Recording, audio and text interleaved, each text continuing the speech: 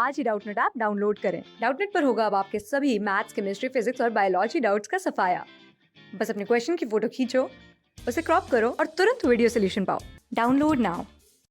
इस वीडियो में हम बात करेंगे अगर हम स्ट्रॉन्ग एसिड और स्ट्रॉन्ग बेस को मिक्स करें या फिर स्ट्रॉन्ग एसिड्स को मिक्स करें और स्ट्रॉन्ग बेसिस को मिक्स करें तो हम उनकी फाइनल कॉन्सेंट्रेशन कैसे निकाल सकते हैं।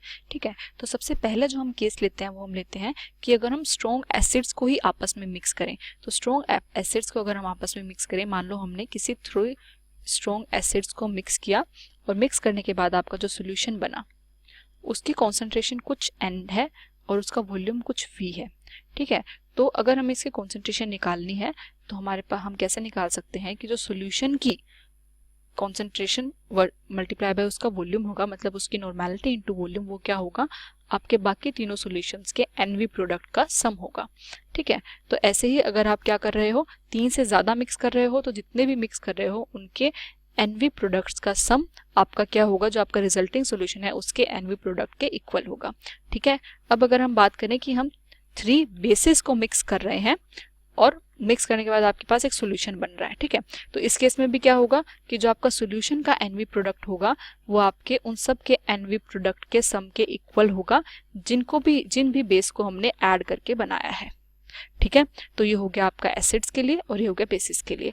अब अगर हम बात करें कि हम स्ट्रॉन्ग एसिड और स्ट्रॉन्ग बेस को ही मिक्स कर रहे हैं तब क्या होगा, तो उस केस में क्या होगा, हम कैसे निकालेंगे अपनी फाइनल सॉल्यूशन की कॉन्सेंट्रेशन। देखो, सबसे पहले हम उसमें क्या करेंगे, हम अपने ग्राम इक्विवेलेंट्स निकालेंगे।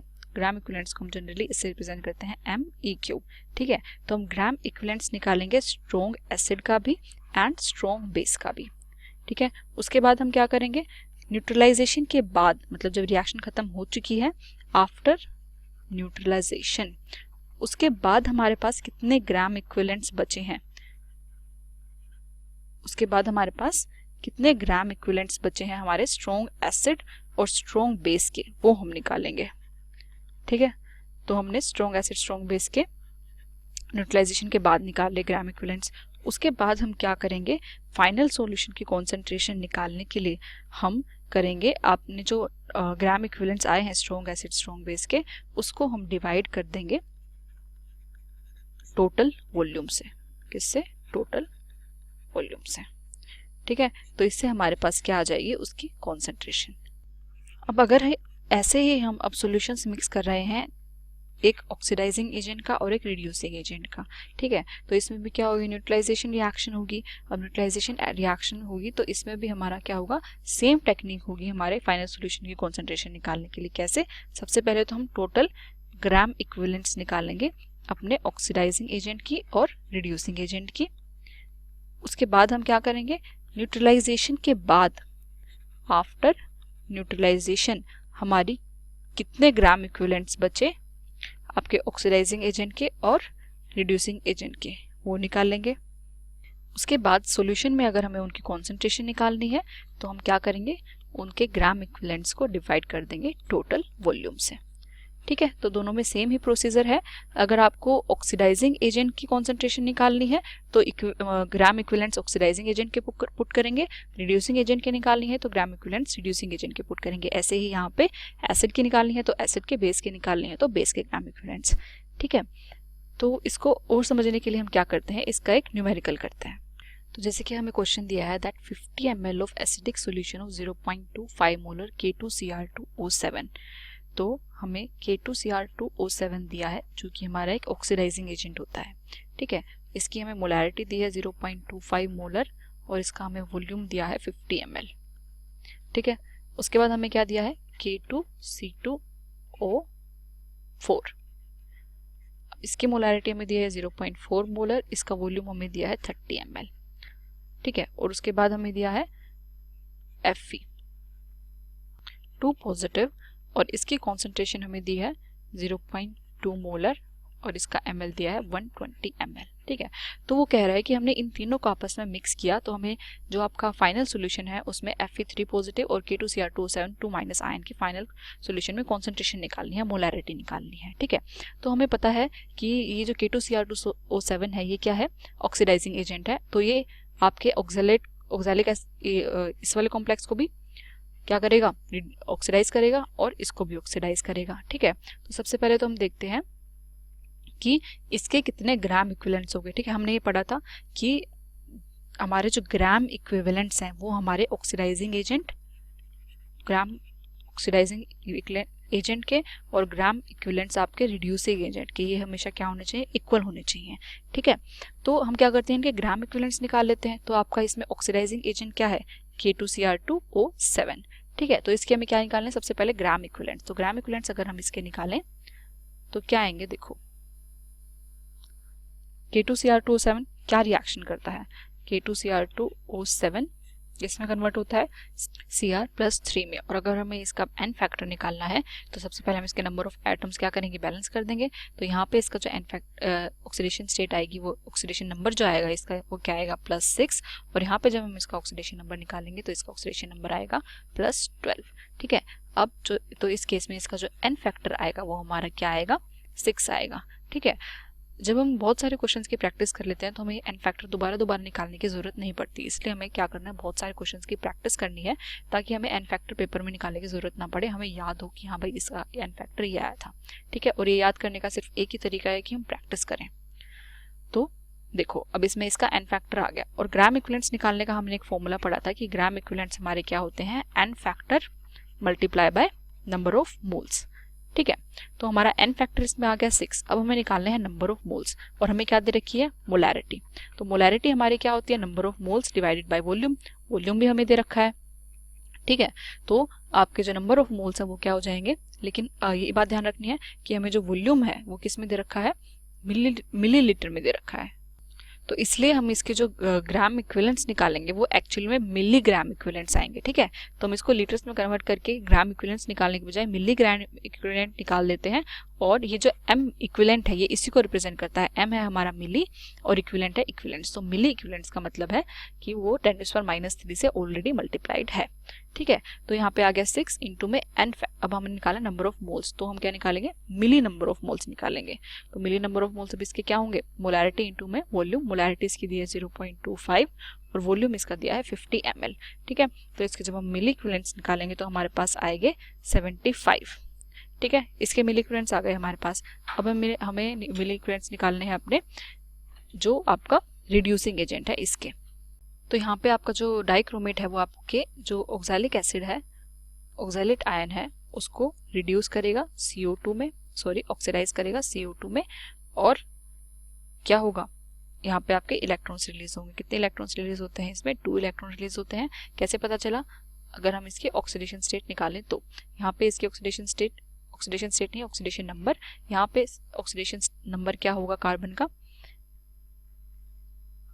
+6। और यहाँ पे अब क्या करेंगे, यहाँ पे 2 से मल्टीप्लाई करेंगे क्योंकि यहाँ पे 2 कार्बन है। तो यहाँ पे हमने 2 से मल्टीप्लाई किया तो यहाँ पे इसका ऑक्सीडेशन नंबर हमारे पास क्या आएगा, ऑक्सीडेशन स्टेट हमारी आएगी 4। तो ऑक्सीडेशन नंबर हमारा क्या आ जाएगा, +8।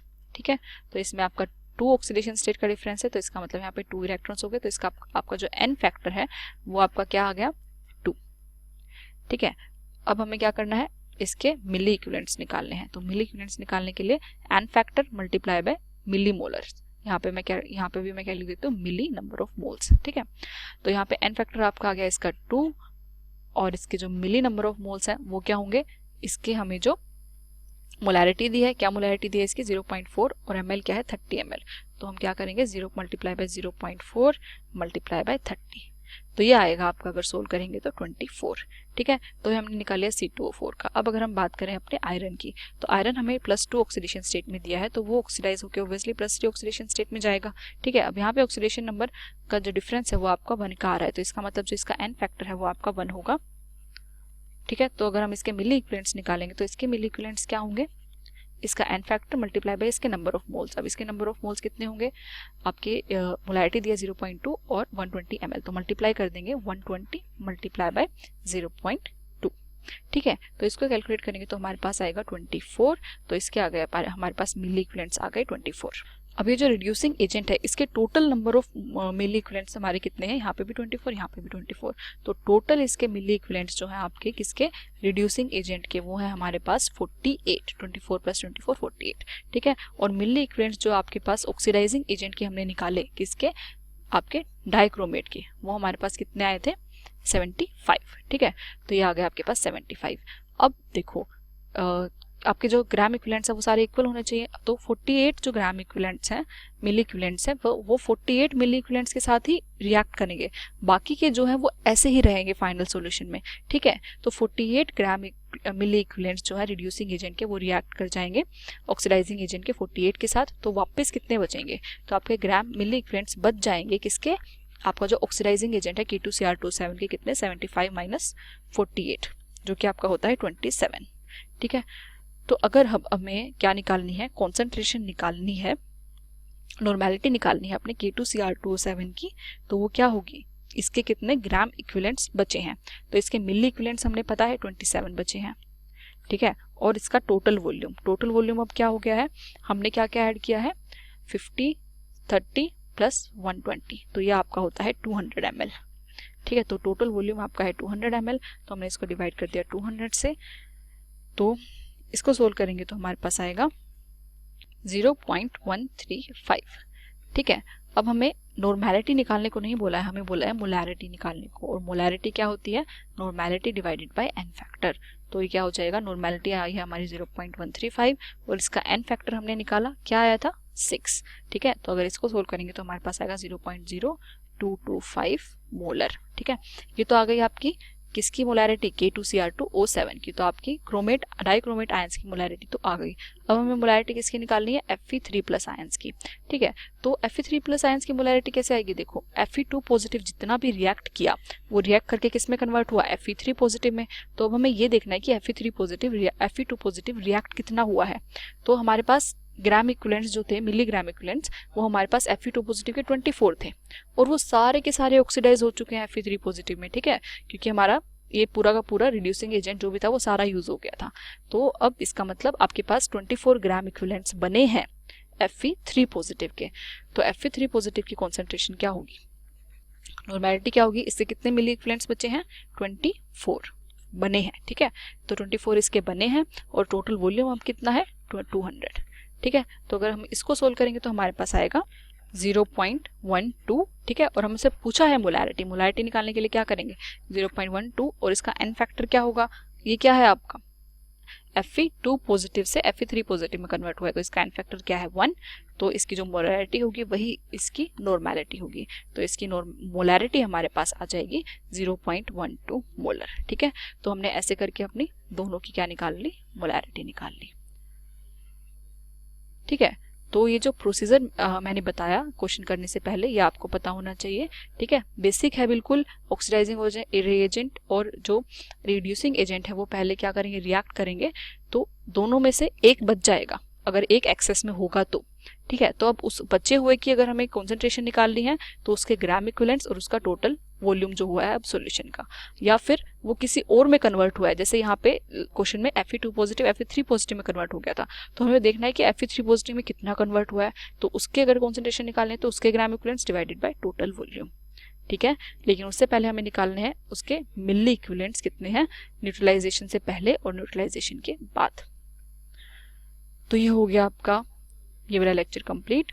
अब नेक्स्ट लेक्चर में हम पढ़ेंगे H2O2 के वॉल्यूम स्ट्रेंथ निकालना। क्लास 6 से 12 से लेके नीट, IIT, जेईई मेंस और एडवांस के लेवल तक 10 मिलियन से ज्यादा स्टूडेंट्स का भरोसा। आज ही डाउनलोड करें डाउटनेट ऐप या व्हाट्सएप कीजिए अपने डाउट्स 8400 400 400 पर।